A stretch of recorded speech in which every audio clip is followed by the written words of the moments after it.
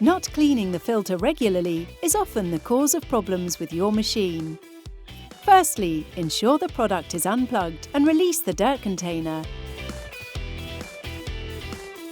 Then detach the filters.